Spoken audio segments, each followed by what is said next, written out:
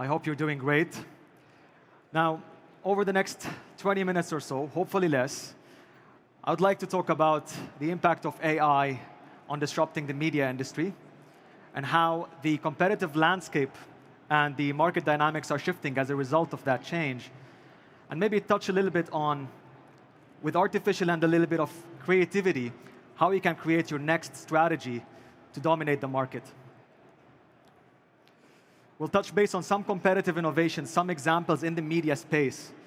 And probably, hopefully, you can build your next blue ocean strategy. We'll talk about that, of course, why the time is right here, right now in Saudi Arabia.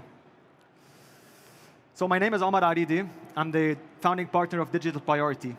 And we guide organizations to adopt disruptive technologies like AI, blockchain. And one of the most common narratives that we've seen among our stakeholders is that we are at an inflection point, and change is inevitable. Who of you here still reads books? Great. I would recommend a very good business book. It's called Only the Paranoid Survive. It's by Andrew Grove. You know it? Yes. So Andrew Grove is the ex-chairman of Intel, and he has defined strategic inflection points as a time in the life of business when its fundamentals are about to change. So that could either mean an opportunity to rise to new heights, or it could signal the beginning of an end. Which brings us to the innovation cycle. Now, we all here in this room, in this actual conference, claim to be innovators. But who are the actual innovators? As a matter of fact, innovators are 2 or 3% of the entire innovation cycle. And this is who we call the disruptors. And then the disruptees, which is basically those who believe in the change and want to ride the change and want to innovate, constitute around 13% of the innovation cycle. And then you have the mainstream, those who would say, you know what, let's jump on that change, but I want to see proof first. I want to see it work first. And this is the majority of the companies, right? And then at the very end, you don't want to be that. These are the last people who refuse to innovate. These are the laggers. The people who are disrupted, probably out of business right now. So the question is, are you an innovator or a laggard? Now let's go back to the 3 layers of disruption in media. We noticed 3 layers.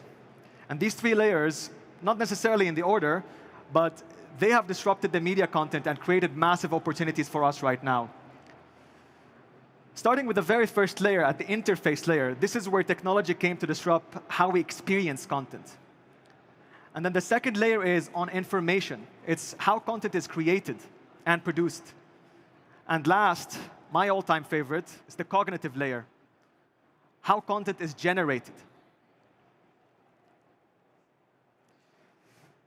We'll talk about those in a bit more detail. Now, I'm going to give you some examples on competitive innovations, companies that are actually innovating and drafting the journey of AI. Starting with the first layer, interface layer. Now, by raise of hand, raise your hand if you read a newspaper, a physical newspaper today. Last week? OK. Last month? You get my point, right? We are progressing into more and more different disruptions. And the most that we are familiar with is the digital experience. So now we're experiencing content in a different way. Now we can actually read content, can watch videos, audiobooks, podcasts. There's so many different ways. And now we are seeing all the different changes coming in towards the immersive space. Everybody is going immersive. A good example I can give as part of your competitive innovation is that now you can use spatial computing to immerse your customers or your clients in 3D, 4D, 5D experiences. And a good example is what Prada did with Snapchat a couple years ago, changing the whole commerce scene. Now you can actually try your clothes on before you actually buy them. A similar example with Gucci collaborating with different artists, and you can now try your shoes on by just augmenting that. And I think you've probably seen that, right? Onto a more local example. This is an experience we've done last year for Riyadh season. It was for Hiya magazine, one of SRMG's fashion magazines. And we allowed participants to go into the space and experience the different assets of fashion, styling, and what goes into a styling room. Now going to the second layer, information. I think we're all young enough to remember the day we used to go and buy DVDs from the DVD store. We've probably all done that, right? That was a long time ago. But then this whole industry was disrupted. So if you're familiar with Blockbuster, Blockbuster is more or less an actual store where you can buy or rent DVDs. So that model was a third party. Content is provided at that store, and as a consumer, I will go and buy that content, right? And then Netflix came and disrupted the entire scene. These institutionalized streaming platforms brought content to your home. And not only that, they cut the middleman. Now you are only consuming content from the comfort of your home on a subscription-based model, unlimited content, you name it. You're familiar with that. They also added a recommender system. So you also see that in Netflix or Spotify or Amazon. So since you watched this, you might as well watch this. Since you bought that, you might as well buy that, right? This is pure AI, recommender systems. And now we're seeing this progression into live streamers and influencers on Twitch. Now, nothing changed. They still produce exclusive content. It's still subscription model, exclusive, original.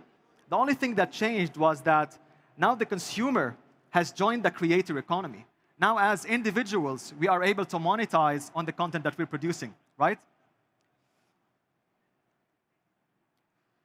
Now, as part of your innovations, your competitive innovations, there's a lot of ways that media companies have changed that or adopted to that.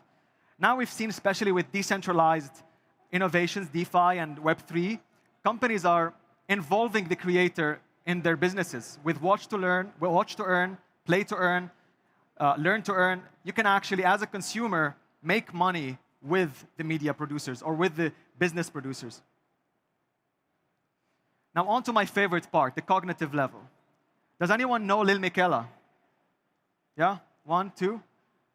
Great. So Lil Miquela is a 19-year-old robot. She is basically a virtual influencer. She does not exist. She's managed by a company. And Lil Miquela has 2.6 million followers on Instagram and has collaborated with brands we probably dream of collaborating with. Brands like Dior, Prada, BMW was the latest collaboration. Now, that wasn't fully cognitive. Has anyone heard of Karen AI? Yeah? All right. So Karen AI is a purely AI-generated chatbot. She's positioned as your virtual companion, your virtual girlfriend. Now, regardless the idea, to me as a business idea, it's pretty much a good idea. Karen has 3 million Snapchat followers.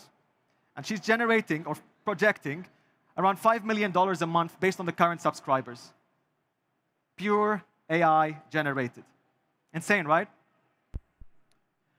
So now as part of your competitive innovations, you can also utilize Gen AI in order to create more personalized real-time experiences. The best example I can give you is what NVIDIA did recently by launching or introducing AI into gaming.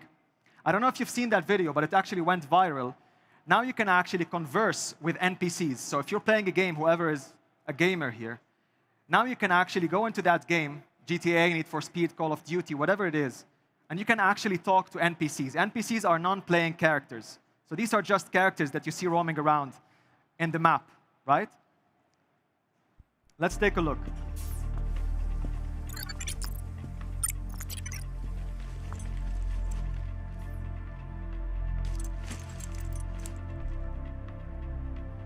Hey, Jen. How are you? Unfortunately, not so good. How come? I am worried about the crime around here. It's gotten bad lately. My ramen shop got caught in the crossfire. Can I help? If you want to do something about this, I have heard rumors that the powerful crime lord So this is Kuma all AI Aoki generated. is causing This is an all AI sorts of chatbot, chaos basically. in the city. He may be the root of this Programmed violence. to play with you in the game. I'll talk to him. Where can Next is you can also utilize Gen AI to automate some redundant activities, right? So I have a podcast, and for those who are into editing and production, it used to take us hours and hours, sometimes days, to edit the podcast. And now with some AI-generated platforms, AI can do the whole thing for you with a very simple prompt. And you can see it's all being cut, takes minutes, even seconds sometimes. And you can also, as a content creator, utilize Gen AI to increase access and global reach. You can also use AI to expedite content creation. You've all probably seen, while flipping on Instagram or TikTok, these motivational reels or AI-generated reels that are getting millions of views, and people are actually monetizing on them. Guess how many AI are in this reel? I love a snowy fun puppy tumble. The answer is 5.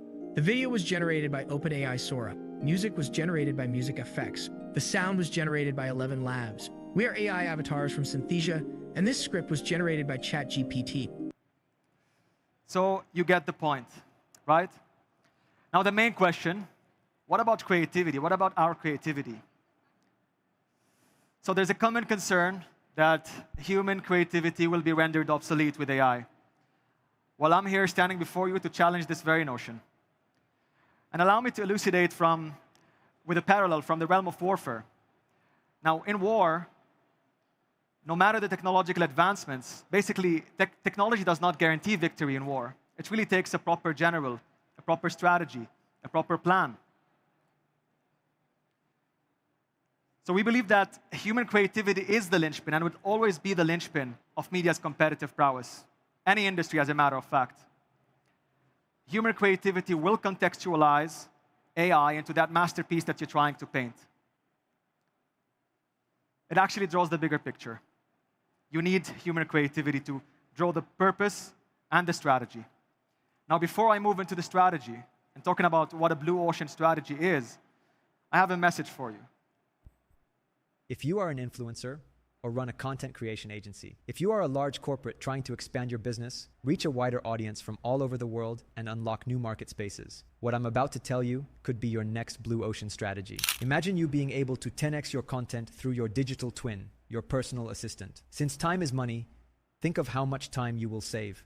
Not going to the studio, not fixing your hair, not spending hours in editing and production. Not only that, imagine reaching a global audience simply by speaking their language. Mi nombre es Omar, y estoy aquí para ayudarte a hacer crecer tu negocio de manera inteligente. Technology ist ein Teil. Aber es ist nicht alles. What you are seeing is the next trend. Yep, you see, this is not me. I'm currently standing in front of you, giving my talk at Leap. This is my AI twin. You probably wouldn't have noticed if I didn't tell you, right? Get in touch if you want to build your next blue ocean strategy. I'll see you on the other side. So this video was fully AI generated. All I did, thank you. All I did was write a script. For those wondering, this is a platform called HeyGen. And this is just to show you guys how much potential we have by reaching a universal audience. If you're trying to provide a product, whether you are in UAE, in Saudi, or all over, now you can reach a global audience, even in China. Enter Blue Ocean Strategy. Is anyone familiar with Blue Ocean Strategy? Yeah, you read a lot of books. Exactly. So it's actually a book that was written by INSEAD professors. Blue Ocean Strategy is a new way to do business. And there's plenty of examples. And the best example that I can give you is the Netflix example. The way Netflix kicked out blockbusters and rendered them obsolete, literally, is a blue ocean strategy. So what is a blue ocean strategy? We currently compete in a red ocean, a bloody ocean, right? Existing customers, existing demand. The only way to compete is actually either drop our prices or create some very expensive innovation. Now, Blue Ocean tells you that if you really want to create innovation, you have to create value innovation. Provide a value or a technology, but have it at a proper cost. So there's no trade-off here. You're providing value at a low cost. Netflix is the best example. So I do believe that artificial intelligence, coupled with a little bit of creativity to build that strategy, will give you that blue ocean that you're looking for. And the market is pretty much blue. If we talk about the 3 battlefields that we are competing in right now, metaverse, or I prefer to call it spatial computing, or the immersive space, is a $1.3 trillion industry by 2030. The digital creator, the content creator economy is $180 billion by 2032, and the global AI market is a $1.8 trillion industry by 2030. There's definitely a piece for everybody. And the time is now. So let's talk about some cool numbers from Saudi Arabia. Currently in the media sector, Saudi is at 18 billion riyals, almost $4.6 billion industry, with 30% ownership of the market share of MENA. Now, in terms of video, Saudi ranks #1 globally in terms of YouTube views per capita. And as you know, over 50% of the population are below the age of 30, very young population. And these almost spend half a day job, 8 hours collectively, scrolling through content. 90% of the content in Arabic produced in Saudi is shot outside of Saudi. If you talk about advertising, almost 30% is the growth rate on year. There's a huge focus on social media influencers. They were proven to resonate the most with the Gen Zs and millennials. Social media, if you are a social media influencer right now, the time is yours. There's very few ad tech players in the market. So if you want to create an innovation in technology and advertising, the time is really now. And these are my favorite numbers. The gaming industry is massive. There is 21 million gamers in Saudi. That's 70% of the population. And from the panel that we've seen earlier, 48% of gamers are women. The contribution of the industry is around 13 billion by 2030. The average Saudi spends 124 riyals per month on gaming. That's almost 1.5 times those who spend that in the US. 55% of gamers show the tendency to purchase, game-related products through advertising in the games. And my favorite number of all of these is that last year, the total number of watch time on Twitch by Gen Zs of Arabic content specifically was 111.55 million hours just last year. That's 12,000 years of watch time. You love your Twitch. So I will leave you with 3 things. Artificial intelligence is here to stay. And number 2, find that creative strategy that will really help you outplay your competitors. And number 3, we are in a blue ocean. The time is right here, right now. My name is Omar Aridi, and thank you so much for listening.